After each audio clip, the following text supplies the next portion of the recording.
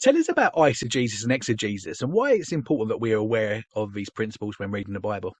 Yeah, sure. So let me just define the terms as I understand them. Eisegesis is reading into the Bible, and exegesis is reading out of the Bible. Eis is one of the meanings of the word eis is in, and one of the meanings of the word ex is out. So reading in or reading out. When you read in, you're reading in your preferences.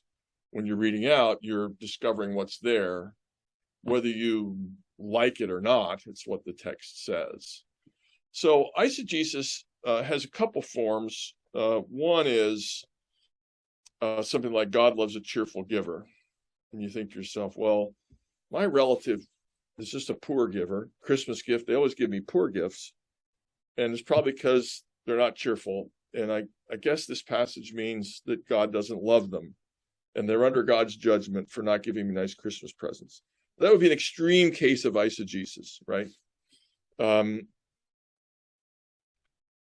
Exegesis is saying, okay, this says God loves a cheerful giver.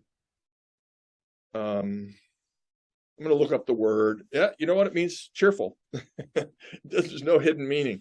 And so it doesn't mean God loves a cheerful giver. It doesn't mean he loves us if and only if we're cheerful givers. It means God's pleased when we give generously to people. It could be finance. It could be of our time. It could be, a meal when you know somebody's sick. And God's just pleased with that. That's what it means. And so, as simple a statement as God loves a cheerful giver can be read in very foolish ways. I gave a silly example. But it can also be read as conditional. I'm not cheerful, therefore God doesn't love me. No, that can't be what it means. It's in a passage about gifts, and so we let the whole passage inform us. And the passage, Romans 12, says, if you're a leader, you should lead, and a teacher, you should if you're a teacher, you should teach. If you're an exhorter, you should exhort. If you're a servant, you should serve.